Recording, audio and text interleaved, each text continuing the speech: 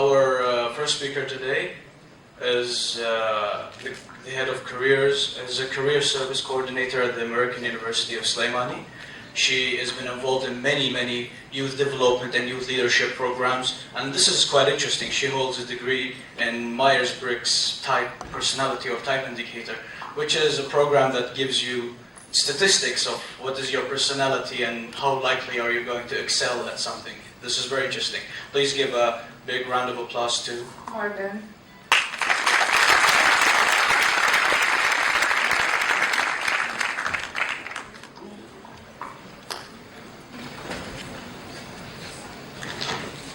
Hello, everyone. So as the lovely people who introduced me mentioned, my job is to help students find jobs. I have students who come into my office every single day to ask me the question, how? How do I write a resume? How do I do an internship? How do I do an interview? How do I find a job with a high salary? These are all important questions to ask. But there's one question that I almost never get, and one question that I always try to push students to ask themselves. And that is the question, why?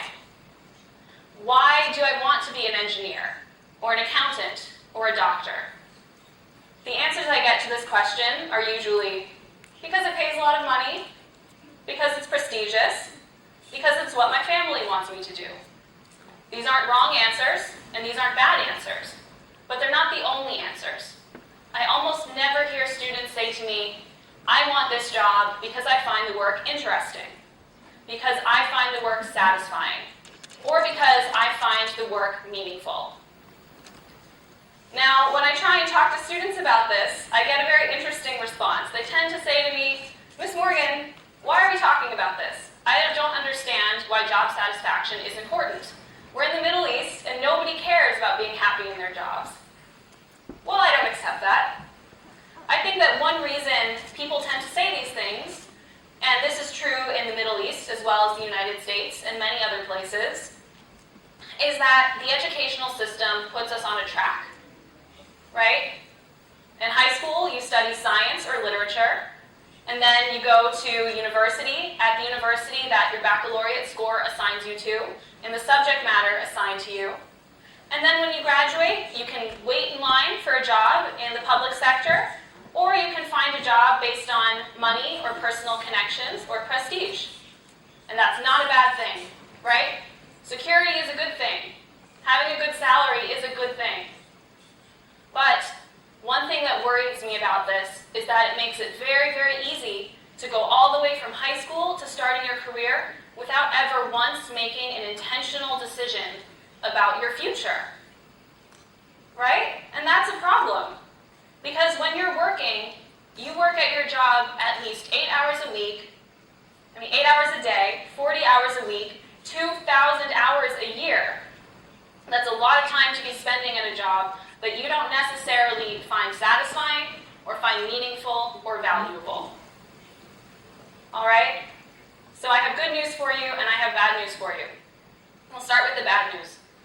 The bad news is that finding a career that makes you satisfying takes a lot of hard work. It can be very scary and it can be frustrating.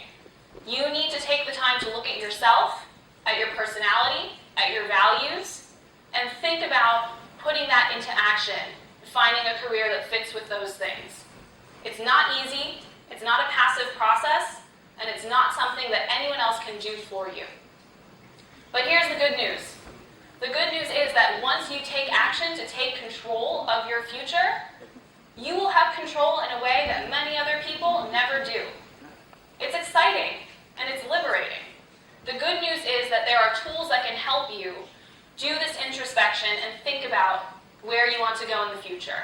And I'm going to talk about one of these tools today, and that's the Myers-Briggs Type Indicator. Okay, the Myers-Briggs Type Indicator is a tool that was developed maybe 60 or 70 years ago to help people think about their personality and their own personal development. It was started based on a theory by Carl Jung, pictured here, who was a psychiatrist in the early 20th century. And his theory was that People behave differently based on innate differences in how they use their minds. This theory was then developed into a test, an assessment by Catherine Briggs and Isabel Briggs-Myers, her daughter, to help people identify the careers that are right for them and the paths that are right for their future. This is a test that's used by over 2 million people every single year. It's used by 89 of the 100 largest companies in the United States for team building and human resources development. So I'm going to talk to you a little bit about how it works and what it's based on, and then we'll talk about how this can help you in figuring out the career that's right for you. Okay, so Carl Jung's theory was that when people use their minds, they do so in 2 different ways, by perceiving and by judging. When you perceive, you're taking in information about the world around you. You're discovering things. When you're judging, you're making decisions based on that information. So when people perceive, they can do so in one of 2 ways, by sensing and by intuition. When people judge, when they make decisions, they do so in 1 or 2 ways, by thinking and by feeling. And we'll talk about what that means in a little bit. In addition, people orient their energy. They focus in 1 of 2 ways. Outwards, towards the world around them, towards people and ideas and experiences, or inwards, towards their ideas, their thoughts, their memories, and their feelings. Orienting your energy outwards is called extroversion. Orienting it inwards is called introversion. So now we have 3 dichotomies: introversion, extroversion, sensing, intuition, thinking, and feeling. Briggs and Myers, when developing the test, added 1 more dichotomy. They believe that people tend to focus on one of the 2 mental processes we spoke about before, perceiving or judging. So now we have 4 dichotomies. We'll talk a little bit about what each one means. We already mentioned extroversion and introversion. So sensing, people who prefer sensing prefer focusing on tangible, factual details. They focus on the present. People who prefer intuition like to focus on abstract concepts and making connections between ideas. They like to focus on possibilities in the future. That motivates you. You're going to find meaning and value in your work. So that's the first thing.